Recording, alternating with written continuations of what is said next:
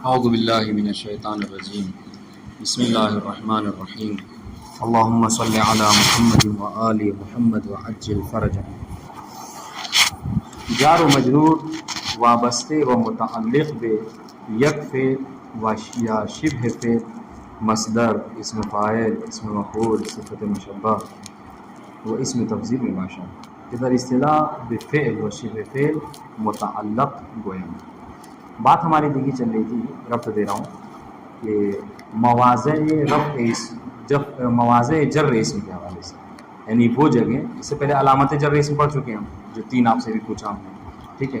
مواضع جر اسم میں ہم نے پڑھا کہ اسم جو ہے 2 جگہوں پر مجرور ہوتا ہے، ٹھیک ہے۔ ایک کب؟ جب اس کے اوپر حروف جارہ میں سے کوئی ایک حرف جر داخل ہو جائے، اور حروف جارہ کتنے ابھی آپ نے وہ شیئر کیا، ٹھیک ہے۔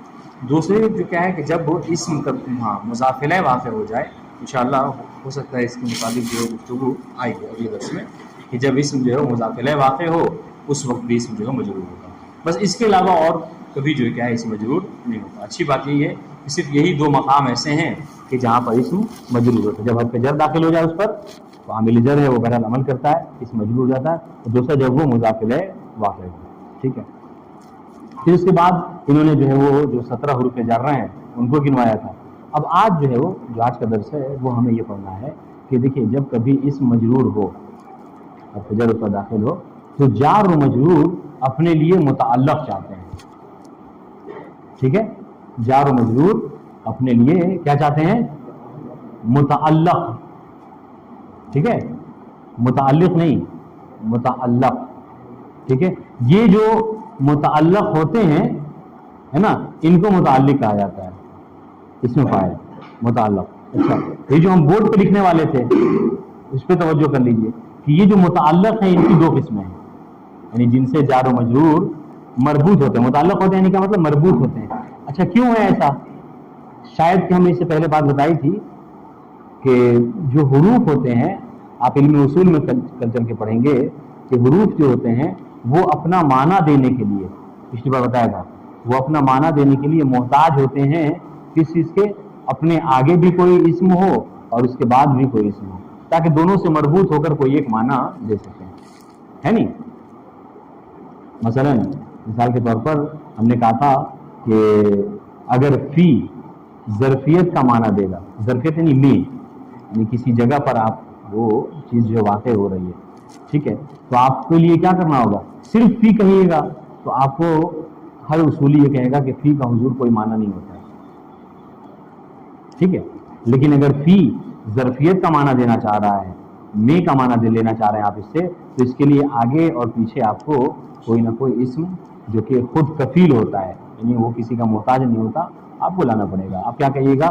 صلیتو فی المسجد، تو اب یہ صلیتو آگے اور بعد میں فی کے بعد مسجد ہے، جب ان دونوں کا آپ جوڑ کر فی کے ساتھ دیکھیں گے تب آپ یہاں پر فی کا معنی کریں گے کیا؟ کہ میں نے جو نماز پڑھی وہ کہاں پڑھی؟ مسجد میں پڑھی، یعنی میرے نماز ظرف جو کیا ہے؟ فی ہے۔ بات آ رہی انشاءاللہ۔ تو چونکہ سنیے گا، چونکہ حروف جارہ فی، ٹھیک ہے، ان کا اپنا کوئی خاص معنی نہیں ہوتا ہے، یہ اپنے معنی دینے کے لیے کیا ہوتے ہیں؟ محتاج ہوتے ہیں کسی اسم کے یا کسی فعل کے، چنانچہ ان کو متعلق کی ضرورت ہوتی ہے، یہ کسی سے متعلق ہو جائیں تاکہ وہ معنی دے سکے۔ تو اب اس متعلق کی دیکھیے گا 2 قسمیں ہیں، متعلق کی 2 قسمیں ہیں، جس سے جار و مجرور متعلق ہوں گے، ان کی 2 قسمیں ہیں۔ جار مجرور یا تو فعل سے متعلق ہوں گے، ٹھیک ہے، یا شبہ فعل سے متعلق ہوں گے۔ فعل سے متعلق ہوں گے تو یہ بات آپ کو واضح ہے، یعنی افعال میں سے، ٹھیک ہے، چاہے وہ فعل ماضی ہو، فعل مضارع ہو، افعال میں سے کوئی ایک فعل موجود ہو اور یہ جار و مجرور مل کر اس سے کیا ہو جائیں گے؟ متعلق ہو جائیں گے۔ مثال بھی آپ کی کتاب میں صاف طور پر سب سے اوپر دی ہوئی ہے، آپ پیج پہ دیکھیں کیا کہہ رہے ہیں؟ دخلتو فی الدار، ٹھیک ہے۔ تو دخلتو کی ترکیب آپ کو پتہ ہے، فی حرف جر، الدار مجرور، یہ جار و مجرور مل کر متعلق کس سے ہیں؟ دخلتو سے، بات انشاءاللہ۔ تو یہ بات کیا کہہ رہے ہیں کہ وہ جو متعلق ہیں کہ جس سے جار و مجرور متعلق ہوتے ہیں، ان کی 2 قسمیں ہیں، یا تو فعل سے متعلق ہوتے ہیں جس کی مثال دخلتو فی الدار، یا شبہ فعل سے متعلق ہوتے ہیں، بات آتی انشاءاللہ۔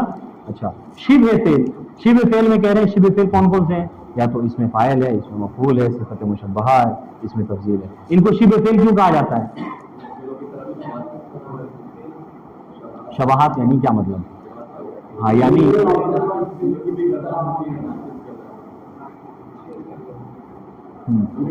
ہاں اس کو شبہ فعل اس لیے کہتے ہیں، آپ پڑھیں گے آگے چل کے کہ لأنہم یعملون عمل فعلہ، اس لیے کہ یہ سب کیا کرتے ہیں؟ اپنے فعل کا عمل کرتے ہیں.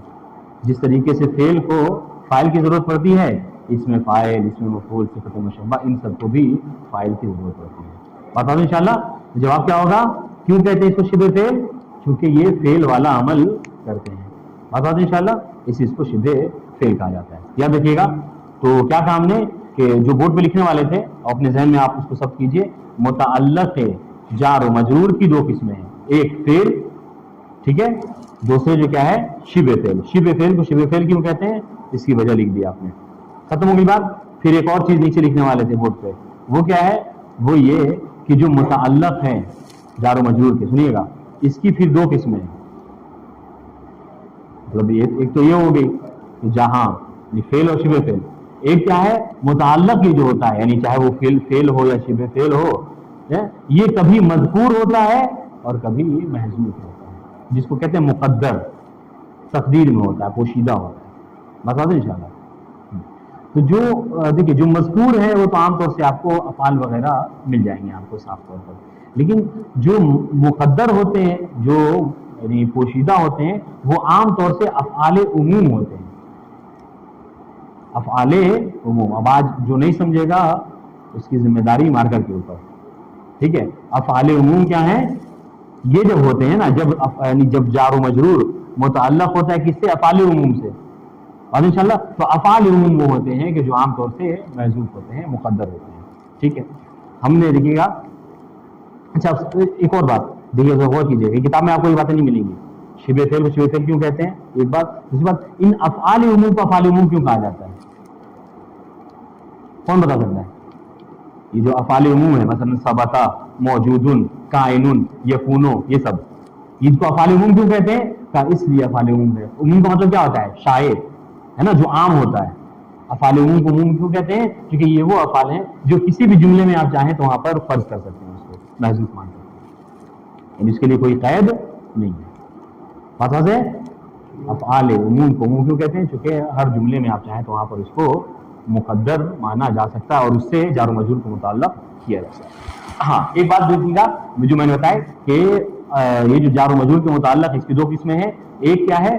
مذکور، اگر فعل ہو تو عام طور سے مذکور ہوتا ہے، یعنی جملے میں موجود ہوتا ہے.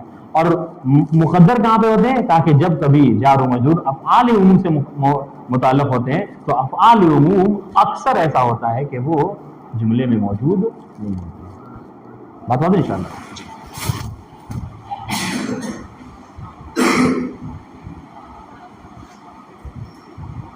ٹھیک ہے. اگر یہ بات واضح ہے تو انشاءاللہ آپ کا کتاب جو ہے وہ آج کی عبارت واضح ہو جائے گی. کوئی ہے ایسا جس کو نہیں سمجھ میں آیا، کوئی مشکل ہے؟ نہیں ہوتی.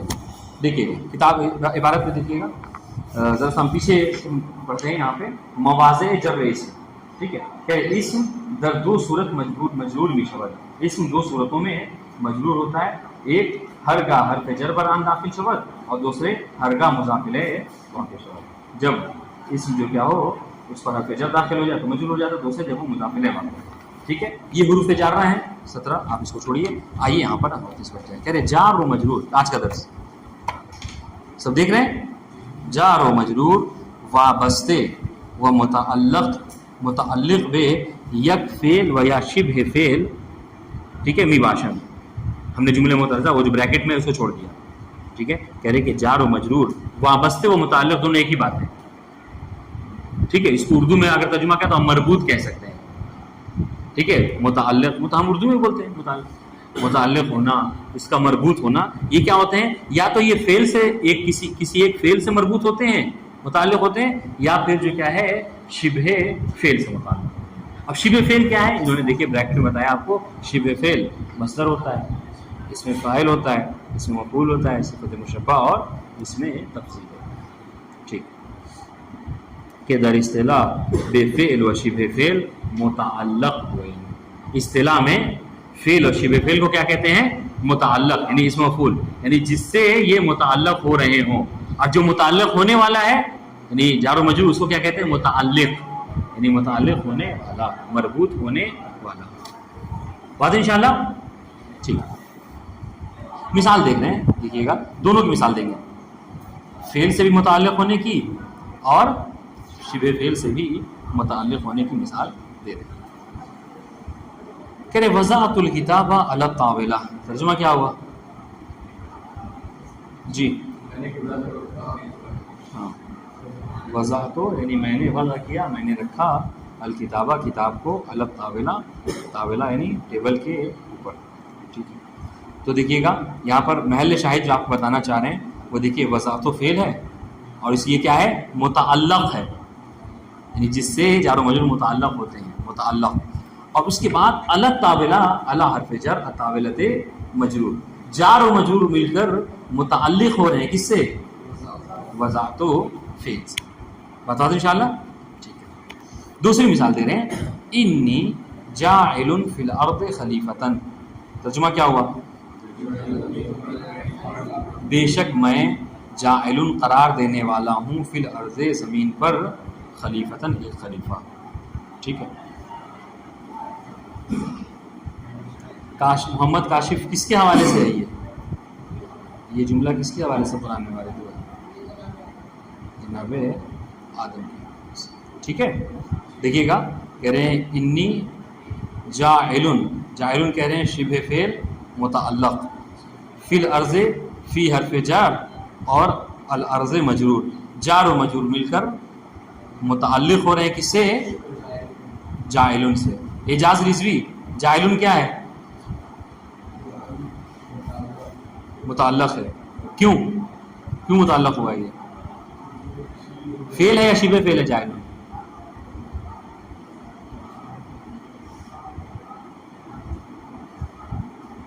جلدی بتائیے، جاعل فعل ہے یا شبہ فعل؟ کیوں؟ کیا واقع ہوا ہے؟ شبہ فعل دیکھیے اس میں سے دیا ہے اتنا، شبہ فعل یہ سب ہوتے ہیں، کیا ہے اس میں سے؟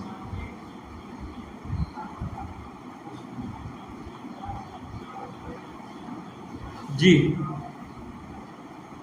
محمد حسن، جاعل کیا ہے؟ کیوں؟ حسن تو کیونکہ یہ بروزن فاعل، جاعل شبہ فعل. بات بات انشاءاللہ.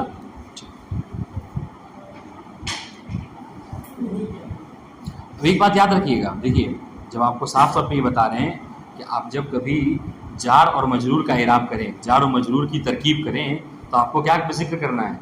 متعلق کا ذکر کرنا ہے. یہ جار و مجرور کوئی ایسا ہے کہ جو ترکیب کر رہا ہے، مثلا وضعت یا دخلت فی الدار، دخلت فعل و فاعل کہہ دیا، فی حرف جار اور الدار مجرور، اور کہہ کے بات کو ختم کر دیا، تو اس کی ترکیب ناقص ہوگی یا کامل ہوگی؟ کہ اس کی ترکیب جو ہے وہ ناقص ہوگی. کیوں؟ اس لیے کہ جار و مجرور ہمیشہ متعلق جاتے ہیں. جی ان حرف مشبہ بالفعل یا اسم ان محل المنصوب. ٹھیک ہے، بات واضح یہاں تک؟ جی.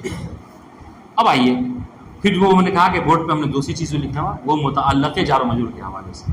متعلق جار و مجرور دو قسم ہیں، یا تو مذکور ہیں یا پھر جو کیا ہیں مقدر ہیں. ٹھیک ہے. متعلق جار و مجرور یا در جملے مذکور است، جار و مجرور کے متعلق یا تو جملے میں مذکور ہیں، مذکور ہے یعنی کیا مطلب؟ ذکر سے. ہاں اصل ذکر سے نکلا، یعنی اس کا ذکر کیا گیا ہے جملے میں، جملے میں آپ کو صاف دکھائی دیں گے، موجود ہوں گے. ٹھیک ہے. اس کی مثال کیا ہے؟ کہہ رہے مانند دو مثالیں والا. اوپر کی جو دو مثالیں ہیں آپ ان کو ملاحظہ کر لیجئے تو اس میں صاف طور پر آپ کو لگ جائے گا. کون سی دو مثالیں ہیں ناظم علی اوپر کی؟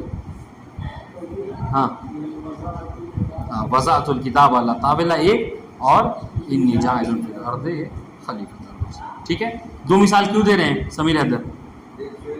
ایک فعل کی اور ایک شبہ فعل. آسان تو بات انشاءاللہ. ایک قسم. دوسری بات متعلق و یا محذوف و مقدر است. ٹھیک ہے. یا تو جو متعلق ہوتا ہے وہ جملے میں محذوف ہوتا ہے، یعنی جملے میں مذکور نہیں ہوتا، اس کو مقدر مانا جاتا ہے. مانند سعید فی الدار. سنیے گا اس کی ترکیب کیا ہوگی؟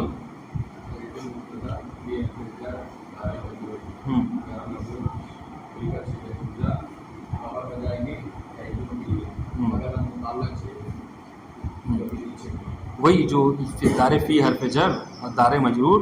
اب اس سے آپ کیا کیجیے گا, افعال عموم میں سے کوئی ایک فعل کو جو کیا ہے یا اسم کو متعلق کر کے اس کو خبر قرار دیں گے.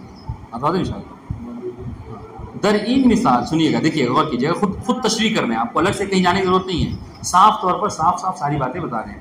دیکھیے گا, کہہ رہے ہیں کہ متعلق جار و مجرور یا تو مذکور ہے یا دوسری قسم محذوف و مقدر ہے. مقدر کی مثال دے رہے ہیں سعید فی الدار, ٹھیک ہے. کہہ رہے در این مثال فی الدار کہ جار و مجرور است, فی حرف جار اور دار مجرور, یہ دونوں کے جو کہ جار و مجرور ہیں, کہہ رہے متعلق و وابستے بے یکون یا موجود مقدر است. یہ دونوں یہ کیا ہے, مقدر ہیں, وابستہ ہیں, ٹھیک ہے, یعنی متعلق ہو رہے ہیں, ٹھیک ہے, یا مربوط ہو رہے ہیں کس سے, یکونوں سے یا موجودن سے, ٹھیک ہے. کاشف حسین, محمد کاشف, یکونوں اور موجودن دو کیوں کہا,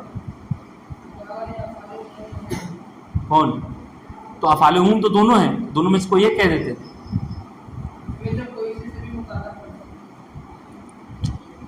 کیوں کہا عسکری, یکونوں اور موجودن؟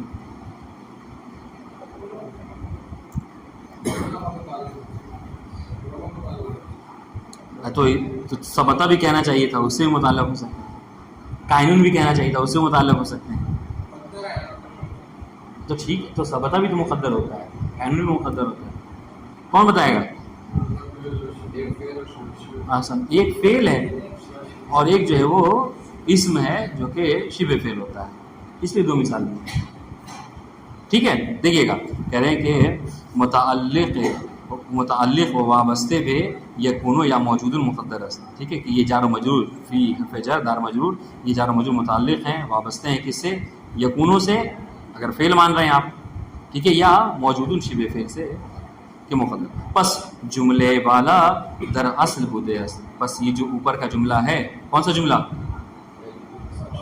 علی شان, سعید فی الدار, یہ جملہ اصل میں اس طریقے سے تھا, سعید بریکٹ میں دیکھیے یکونو فی الدار.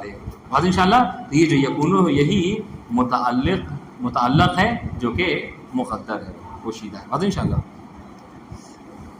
توضیح سنیے گا, یہ جو ہم لکھنے والے تھے, کہہ رہے ہر گاہ متعلق جار و مجرور یکی از افعال عموم, جب کبھی جار و مجرور کا متعلق افعال عموم میں سے کوئی ایک فعل ہو, ٹھیک ہے, افعال عموم میں سے کوئی ایک فعل ہو.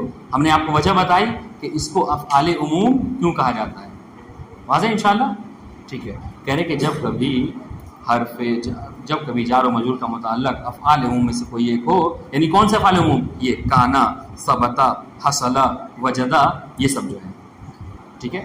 کہہ رہے کہ باشد متعلق در کلام نمی آیت, تو جو متعلق ہوتا ہے وہ جملے میں, کلام میں جملے میں نہیں آتا.